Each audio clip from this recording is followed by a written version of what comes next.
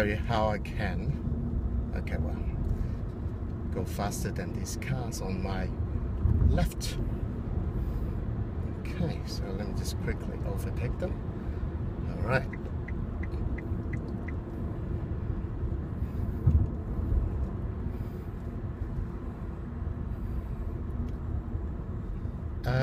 What else can I tell you about this car? It's really fun to drive. See, I've just changed my drive from economy mode, I think it's ECO stand for economy mode, to D. D gives me the full power of 280 Newton meter of torque instantly. So unless you got a V8 or turbo 6-cylinder car, generally speaking, you can't keep up with this car in terms of acceleration, which is amazing. It's a lot more fun driving this car than even my Mercedes. Okay, so I can change it from eco mode while I'm driving to D, and you probably can see that Nissan X-Trail behind me. It tries to catch up with me in a way, but it just can't. Alright, so when I'm in the freeway, I put it back in eco mode to save energy.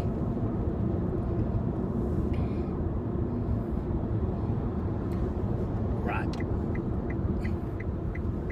But yeah, it's got enough torque, instant torque, to give you that confidence when you overtake. When you need to accelerate fast and overtake, you need to put it back from eco mode to normal D driving mode. That give you that. It'll give me all the power to accelerate fast. Obviously, you want to be careful when you drive this car. It's very easy to speed if you're not careful, particularly in D mode. It feels very stable because I think because of the weight of the battery underneath the driver and the passenger seats, and they give you that low center of gravity, so you can sometimes be a little bit overconfident and turn corner very fast, which is an amazing thing as well.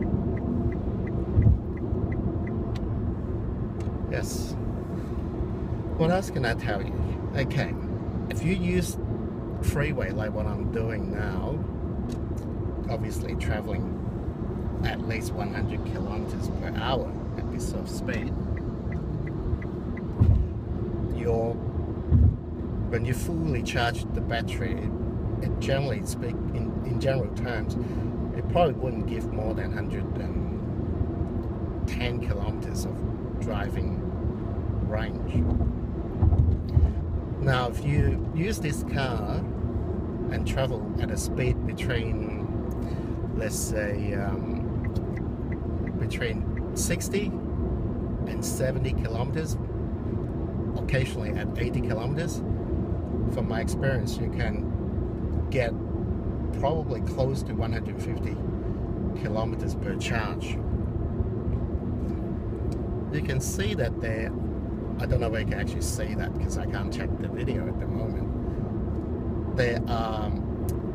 There's this gauge here which tells me how many kilometers that I can actually travel, giving my driving habits, if you like, in the last 1 minute.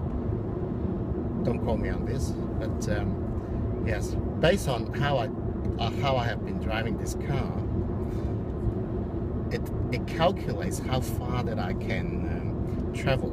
Given at the moment, I think I've used 3 bars of energy. In fact,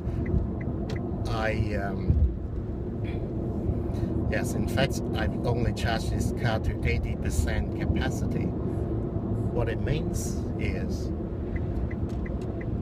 I only had, in fact, 9.5 bars of energy when I started the journey today, you see that, hopefully you can see this, it tells me that, or the system or the computer estimate that I've still got enough energy to do approximately 118 kilometers, right? So I'm traveling at, let's say, 100 kilometers per hour at the moment, okay? And yes, so my journey today is no more than 60 kilometers, and it almost requires me to plan my trip very well every single day. It's actually a matter of habit. Now I know that generally speaking, if I do not need to go past city, I don't really need to charge this car more than once a day. Normally, the best time to charge this car is between from 11 p.m. at night to 7 a.m. in the morning, because that's off-peak electricity rate. I think in Victoria, it means that you don't spend more than 30 cents per kilowatt. So this car, it needs 2 kilowatts to travel, or to give you 10 kilometers of driving range. What it means is it costs you about 6 cents per kilometer. So on average, it will cost you 6 cents per kilometer. When you compare this to a 4-cylinder car, normally an automatic 4-cylinder car will give you no more than 10 kilometers per liter of fuel. Now a liter of fuel is about $1.50. So that means even an economical 4-cylinder car will cost you about 15 cents per kilometer. So this car will save you almost 9 cents. So more than half the cost that you would put into the petrol tank, or the cost of putting petrol into a 4-cylinder car. And another advantage of this electric car is there is virtually no repair and maintenance of the so-called engine, because there's hardly any moving parts. It's just an electric motor. So there's no oil change ever, nor timing belt. So really, the cost of maintenance, other than, sure, you still have to change your tires, maybe I would expect to change it at around a set of tires at about 60,000 kilometers. And because this car is also, it has equipped with regenerative braking, like what I showed you before at the beginning of this video, you basically don't really need to use the brakes a lot. Once you learn how to drive it, and then you want to actually, when you go down hills, you would lift off the accelerator, lift your foot off your accelerator, and try to recharge the battery. And also you want to brake it from time to time to also recharge your battery using this regenerative braking technology. Yes, I think there's a question of how long the battery will actually last. That is still not 100% sure for most owners, I would think, including myself.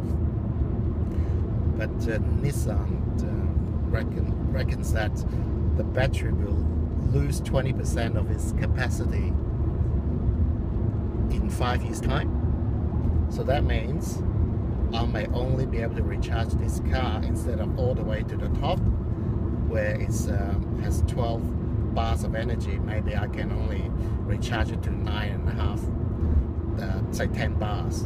All right, but if you drive it sensibly, you can see that I'm actually doing 100 kilometers and I hardly use 1 or 2, sometimes 3 dots of energy. You find that 10 bars will no doubt give me at least 9 kilometers. Most often 10, whether it's nighttime, daytime, when I have full carload of people. From experience that I can always get, using economical, by the way, around 9 to 10 kilometers per bar of energy. Again, every bar is equivalent to 2 kilowatts of electricity, which in most cases again costs 60 cents compared to $1.50 to go 10 kilometers in a 4-cylinder car.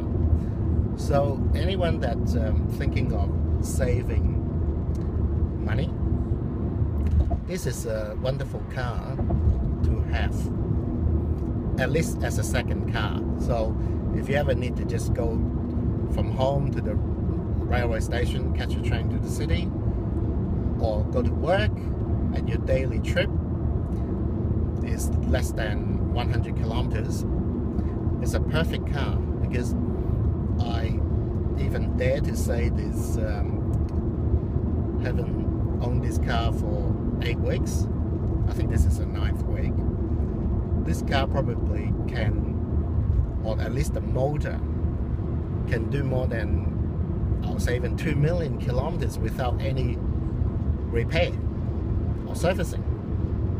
Sure, I think Nissan wants you to go and check the computer system once every year, so they can still make some money out of us, I would think. But really, this car is like I like to call it like a gold car on steroids. It's a full-size passenger car. Almost, yeah, I think it's comparable to the size of a B-class Mercedes. Inside, you can see that, I don't know if you can see it, there's heaps of headroom for me. I had a client that sat at the back. He's about 6 foot tall and he's still got some space between his head and the roof. It's amazing.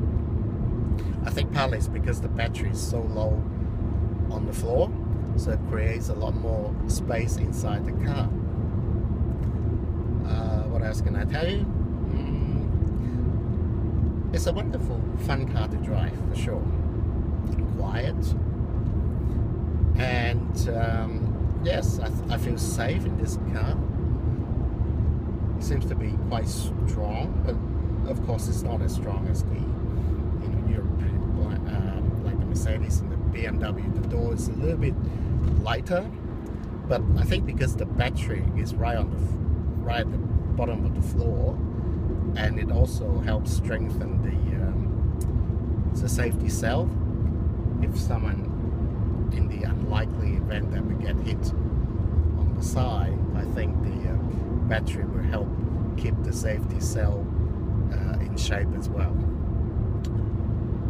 So yes, I recommend anyone that want to save money in their daily commute, they should actually have one of these cars and then at least drive it around and see what you think. Alright, I hope you enjoyed this video, and yes, I may make another one in the near future. Bye for now.